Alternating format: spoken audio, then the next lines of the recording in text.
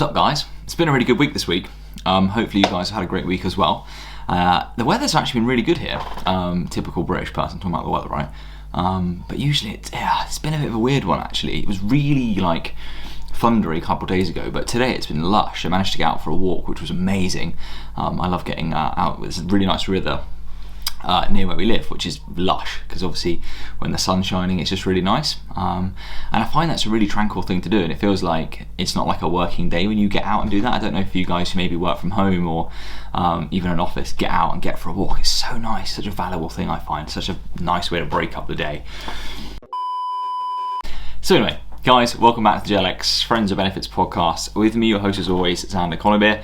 Today we're going to be talking through sleep. Sleep is something I am incredibly passionate about because it's something I've struggled a huge amount with in the past and found that it's an area that's forever changing. It's something which has some really great research behind, and there's so many areas within sleep that maybe has limited research behind. So it's an area that's consistently evolving, adapting and changing, and in terms of research I find that to be very interesting. It's certainly very interesting as well from the perspective of listening to clients and listening to their stories or how they're struggling with sleep or things that they do to help remedy bad sleep, or what happens the day after.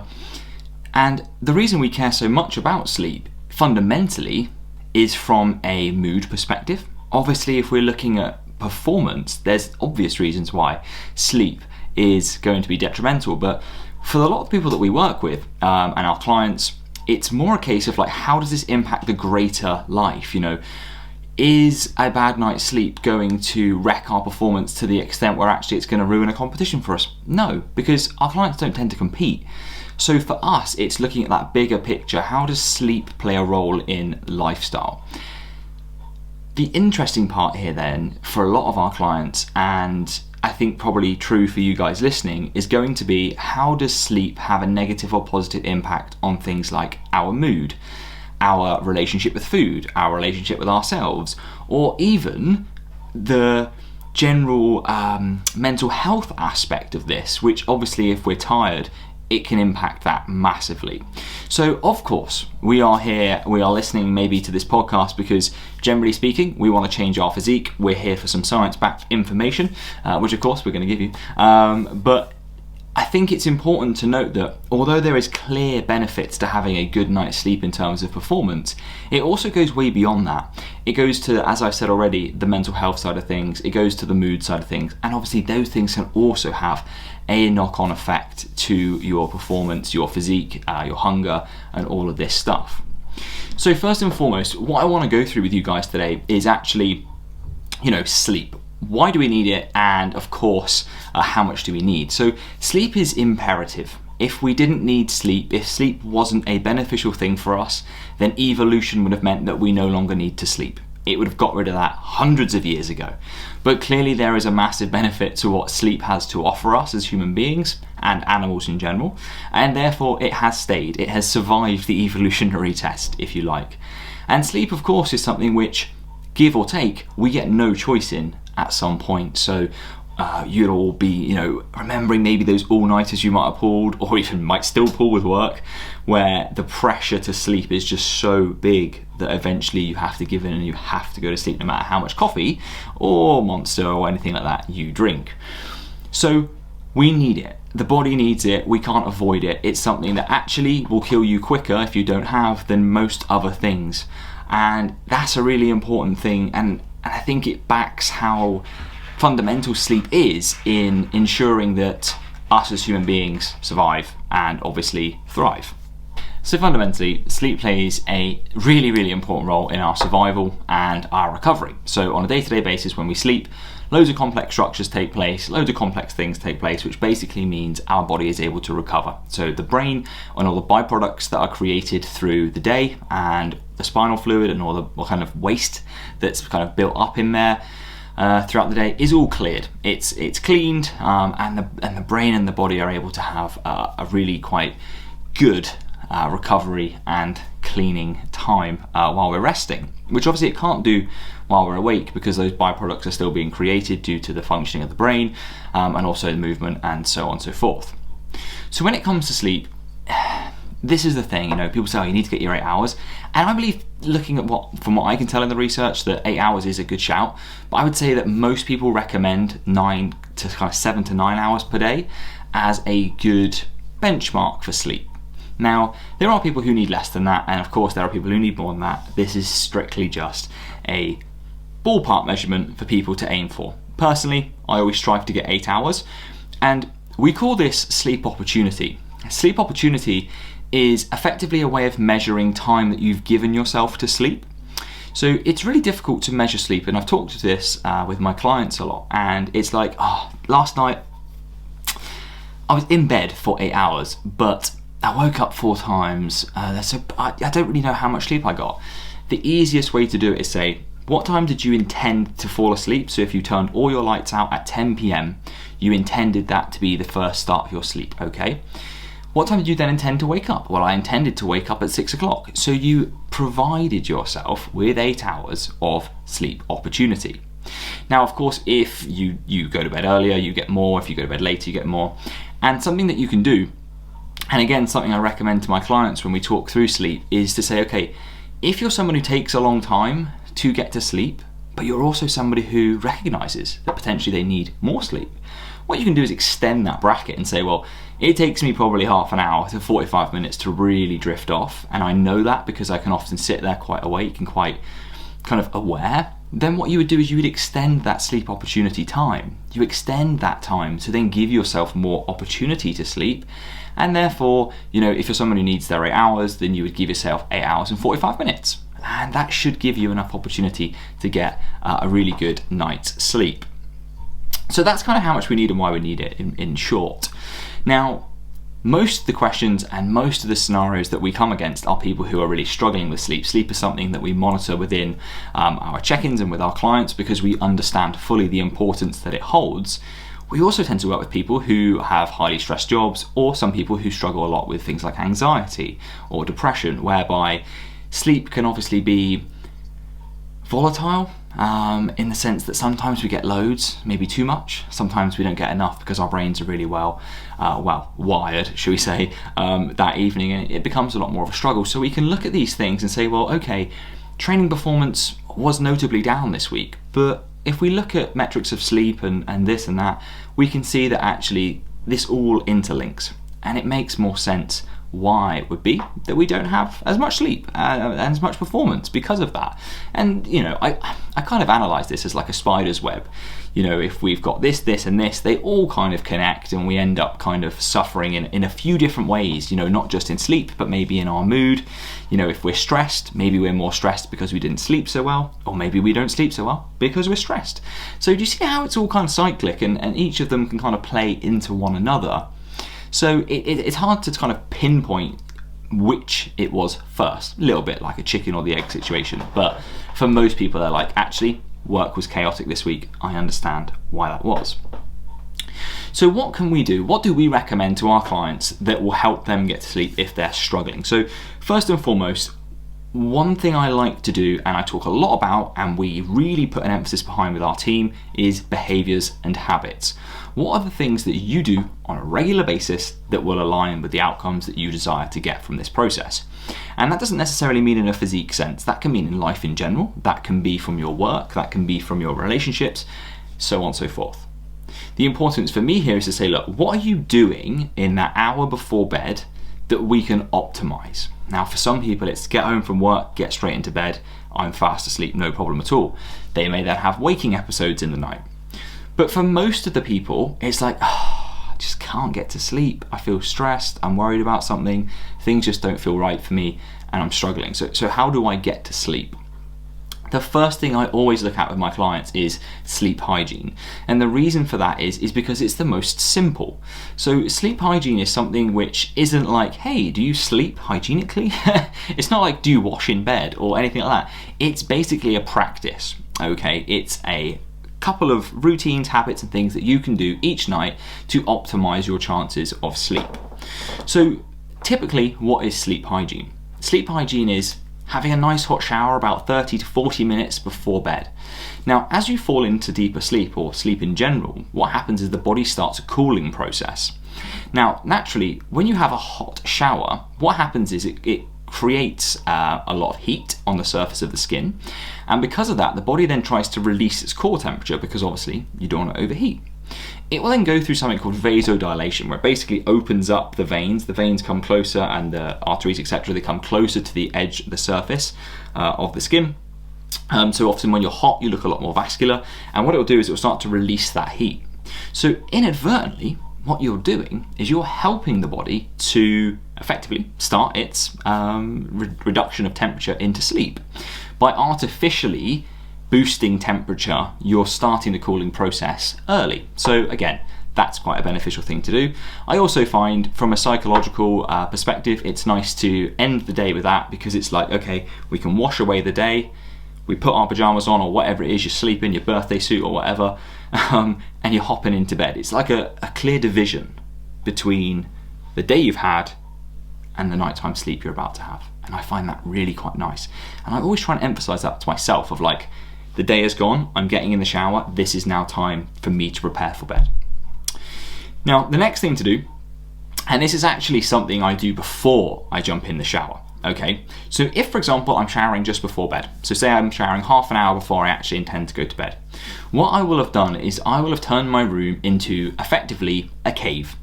Now, what I'll do is I shut the curtains, I open the windows, let the air roll through. So we open the windows at the back of the house, the front of the house, so the air can just flow through, create a nice, cool, dark environment. Obviously not wet. Some caves are really wet. You don't want that in your bedroom. What we want to have is it cool, and we want to have it dark, because that is going to be optimal for sleep. So while I'm in the shower, I'll also do my showering, but when I come out of the shower and I'm then looking to get into bed, my room has already got dimmed lights, it's already dark, and therefore, preparing myself generally to really quite relax, calm, etc. And because it's cool, again, that's more snuggly, it's going to be far more helpful than a hot room when it comes to sleeping, so cool is always better. Obviously you can snuggle in the duvet and steal it all. So they are the kind of main parts of that routine in terms of sleep hygiene. So there are obviously more things to it. There's quite a few other smaller things that you can do, but that would be the bulk of things I recommend around building habits for. So, hey, let's make sure we're having that shower, let's make sure our room is cold, let's make sure our room is dark. So there's some extra things that you can do, and if we look at the research on sleep, that is very, very good for these things. And so, yes, they are not things that you just think, oh, let's try it, might be rogue. These are actually beneficial things to have. So firstly, is sleep socks. So some socks to sleep in can be very beneficial. If you live in a very well-lit area, you work shifts, so naturally when you're going to sleep, it's quite light outside, or generally disturbances of light. So for example, if you live near a road and there's cars coming past, and obviously the light from the cars is going to be waking you up or disturbing you, an eye mask can be a really good shout to block that out. Now, I actually find personally that a nice compressed eye mask is really helpful, like a heavier one. We've also got one that's like quite cooling, so it's really quite nice. Also, I find that the mask just kind of gets sweaty and sticky and slides around my face. So I like one that's nice and kind of pressed against my face and can cool as well. The next thing that you can of course look at is if you live in a place that's very loud, is something like earplugs. Now earplugs of course are not for everyone. I personally can't stand wearing earplugs because they just kind of ping out of my ears, and in the end I end up just kind of deaf in one ear and hearing everything through the other. So what you can do is actually provide some form of white noise. You can get white noise machines, but you can also just use a fan. Personally, when we ever go on holiday, which has not been for a few years, thanks COVID, one of the things I really like about it is the aircon. I find that the aircon unit, or like the fans that go around, the consistent white noise they create is really nice, and I find that just listening to that before I go to bed, it sets me off super quickly. I can sleep within an instance of those things, because I just find that instead of maybe being slightly anxious or even my mind racing on other things before I go to sleep, I'm just thinking of the fan going around, and before I know it, I've gone to sleep. So that's fantastic. I know some people find them really annoying. Obviously, it's something that each and every one of us will look to optimize for ourselves. I guess it's each for their own. Now, something which is really important, and actually there's two parts to this. The first thing is making sure we're not doing anything exhilarating before bed. So don't listen to this podcast before you go to bed. Like, obviously this is super exciting stuff. I can't take myself seriously when I say things like that. But don't do anything exhilarating. Don't read a book, for example, that's like a thriller book that's going to get your heart racing. It's going to get you really well tuned in. You don't want to be looking at a real page turner before you're trying to go to sleep. You want to be looking at something that basically puts you to sleep. So if you listen to this podcast and you fall asleep, hey, maybe I've done the job that I was setting out to do, and if not, maybe I need to change how I do things. But fundamentally what we're doing is we're trying to relax. We're trying to do things that really bring the system down. So some people would recommend, for example, that you don't watch television before you look to go to sleep for at least 1 hour. Or if you do, you wear blue blocking light glasses. Blue light blocking glasses. Light? Blue blocking light. You get the message. It's going to really annoy me now. Blue blocking light. Blue light blocking. Blue light blocking glasses, that's the one. People would recommend that you wear those. And you can do, of course, because obviously that blue light, so you have different types of light. Red light has literally no effect on your circadian rhythm, sleep and so on, which is why most alarm clocks have red lights. And blue light has the strongest. So things that you would get on like an LED, so your laptop, your phone, and so on, television. So you can wear blue light blocking glasses to try and avoid that effectively. Now, when it comes to television, I personally actually find television a really nice way to unwind at the end of the day. It's almost brainless. We don't tend to watch anything that's like super exhilarating other than some really gnarly Grand Designs episodes where people make terrible errors, which is quite funny. But we don't watch anything that's like a film necessarily, unless it's a weekend, for example. But normally it's things that are very stable, not thriller, something that actually we find relaxing. Because after a long day at work or so on, the last thing I find I want to do is then go and concentrate on a film really heavily. But then also the effect that could have on sleep is quite profound as well. So again, what we want to be doing before bed needs to be relaxing, and again, that's going to be each individual's thing. It could be something like watching a bit of television, like Grand Designs, like I do, which is just awesome. Or it could be even just reading a book, listening to a podcast, listening to some music, etc. So we have, of course, not doing things which are exhilarating. Now, the next thing I've kind of touched on already, which is that light situation. So one of the things that I like to do is not have the main lights on probably about an hour before bed. Now, some people recommend it needs to be 2 hours, and I think the literature actually says it's 2 hours before bed where you should start to turn things down. Just from a practicality perspective, while that's great, I also tend to cook probably about 2 hours before I go to bed just because of my schedule, and therefore that's not that practical because I'm not going to cook in the dark. So we have to take these things with a pinch of salt. In an optimal world, if I was a professional athlete, yeah, I would be looking at those things and I'd be saying, I need to optimize this, end of story. I'll do whatever I need to do. But as I'm not, and as you guys are not, assuming, there are things that I think you have to kind of, what can I optimize out of this optimal situation? Well, it's not going to be 2 hours, but I can do one. I can do 1 hour, that's cool. So basically, once we sit down to eat dinner, we will turn all of the big lights off and we will use a lamp. We often put candles going, things like that. And then when we go up, I actually have a Philips Hue light. It's a new purchase of mine, I really like it. Basically on my phone, I've got an app and I can change the color of the light, so I can make that color red, put it into nightlife mode. Nightlife mode? Actually, no, it's called night mode. Nightlife mode would be like, like EDM lights. So it's like a red light and you can dim it. So effectively, when I go into my room after my shower, it's really quite dark, but also the type of light that I have is a red light. It's not a blue light. So that obviously is very, very beneficial in terms of what I said earlier, where blue light is very disruptive and red light is not disruptive whatsoever. So I find that to be super helpful. Now, that would be kind of a lot of the recommendations I would say that I tend to give to clients. Now, I wouldn't just give this all to them. What we would do is say, okay, can we try these 3 things for sleep hygiene first? Then once we've nailed that, then we would look at optimizing other things. Right, is light the problem? Is sound the problem? Is heat might be the problem, for example. Now, you can get cooling mats, but they're quite expensive, I think, and obviously you can get fans and so on. So it's all about kind of horses for courses, but it's also about how do we get these things into our lives, and that's about building habits, building things that we can maintain.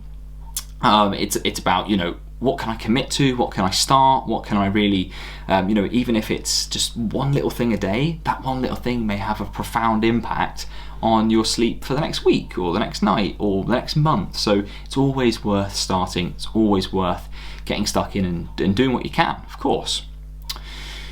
So, okay, what about for individuals then who get very anxious before bed or have kind of what I call night terrors? And it's not, night terrors for me aren't where you wake up in the middle of the night. I call them nightmares. Night terrors for me is like when you just settle down into bed and then your brain goes, oh, by the way, have you thought of all this stuff yet? And it's like, fuck, please leave me alone. Like, I really don't want to be thinking about the 300 things that you want me to think about right now, because quite frankly, I was really keen on going to bed. I was really keen on getting a good night's sleep, and the old brain just goes, no, we need to think of all these things. And better than that, we actually need to think about all the terrible outcomes that may happen from these things. I'm assuming if you're listening to this podcast, you probably have endured something like this before. We've been through a situation like this before, or you know of people who maybe suffer a bit more frequently with these types of things. I mean, a lot of clients who have things like anxiety, and things like that, that's certainly a scenario for most people pre-bed where worries start to show their ugly head and hammer you before you go to sleep. So what do I recommend we do? Now, the first thing I like to do is have a brain vomit, right? So get a book out, get a journal or anything, and just throw everything into that page that you are thinking of. Now, there's two ways to do this, and I do both. The first thing I do is a practical. Now, the practical is, what is my to-do list? What have I not done today that I know I haven't put on my book for tomorrow, but I know I'm currently thinking, shit, please don't forget this. Right, write those things down. So this is something I actually do after my shower, but before I get into bed. Because normally what happens is I kind of get out the shower and I go, oh shit, I didn't do this. Then I'll go straight back into my office once I've dried off, and I'll write my to-do list for tomorrow. Then what I'll do is I'll write my non-practicals. So my practical things are things I know I can do, I need to get them done, very practical. Then I have a list of non-practical things. And for me, non-practical things are kind of emotional concerns, emotional worries, illogical concerns. So that might be, what if a meteor comes down and ruins my house, for example. That's completely illogical, and I don't actually worry about those things, but somebody might. I was just trying to think of a quick example. So that could be something, and obviously that would be like writing those things down. It's like a brain dump, a brain vomit is just super helpful, and just being like, please get out of my mind, I don't need you right now. So journaling or to-do lists or anything like that is another thing I find to be really good to do if you're someone who overthinks and who's maybe in that frame of mind before you get into bed. The reason I say before you get into bed is because you want your bed to be the sleep sanctity. You want it to be a place where you just sleep and maybe do some other things, but mostly sleep.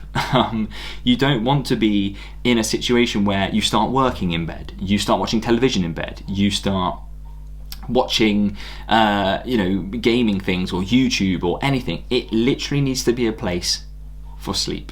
So the association is, once you get in bed, the lights are dim, naturally that environment is signaling to you it's time for bed, it's time for sleep. Whereas if you do all these other things, you might get into bed and your brain might go, sick, time to play Candy Crush, Mint, and you're there like, okay, I'll play a game. But that's not going to be helpful for you, because right now we need to be going to sleep. That's what we need to be focusing on at this point.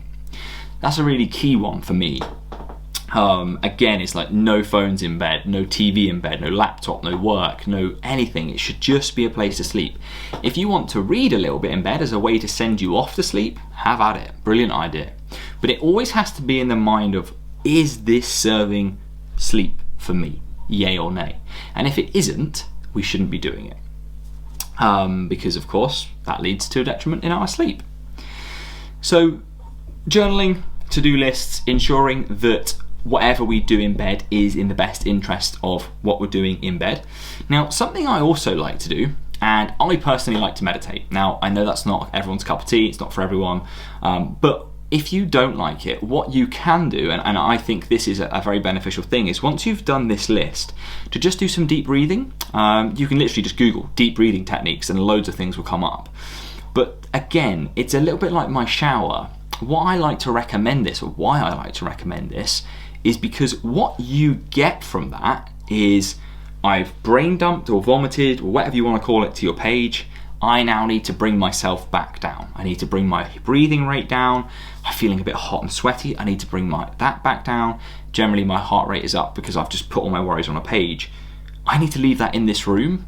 I don't want to take that into my bedroom. So hey, I'll meditate. I'll do deep breathing as part of that meditation. So if you're not into meditation, that's totally cool. What I recommend doing is just some deep breathing just to calm yourself, and again, create separation between the two rooms, create separation between the two environments, most importantly, and for me that is a really important one.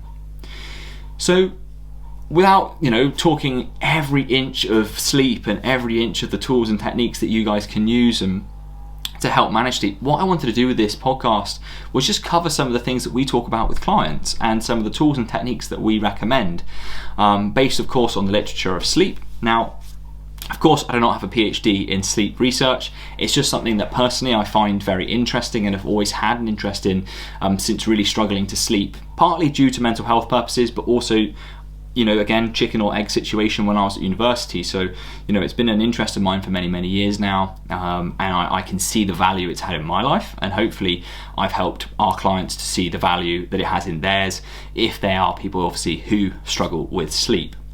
If you have any questions, please by all means ask away. I'm always happy to answer questions on this. Again, sometimes, especially with topics like this, it might be one where I come back to you and say, I don't know the answer to this, but I'm going to go and find out for you, because again, I find it very interesting. And I think in kind of the overarching areas of fitness and health, so obviously you've got program and nutrition, which sits straight in the middle, but there are things that go around the edge. Things are always changing, and they're not always things that we necessarily pay a huge amount of attention to in terms of research. So always good to just branch out, read a bit of something else, do a bit of something else every now and again to be able to offer more help, but importantly to facilitate better lives for our clients, facilitate better lives for our team, whether that's with their mental health, whether that's with their mood, whether that's with their performance. All of these are super important, of course, to us. So yeah, that is all from today. I hope you guys have enjoyed the show. As always, if you enjoy listening to this podcast, please do share. Please do share it to your social media platform. And thank you to everybody who tagged us in their posts from last week. It's overwhelming for me. I'm super grateful for anybody who listens to this podcast, and I'm very, very, very grateful, and I appreciate massively the people who share this and give us kind reviews. So thank you ever so much to you guys. As always, do what you can with what you have, and if you have any questions whatsoever, please let me know. Enjoy your morning, afternoon or evening. Take care, have a good night's sleep. Bye bye.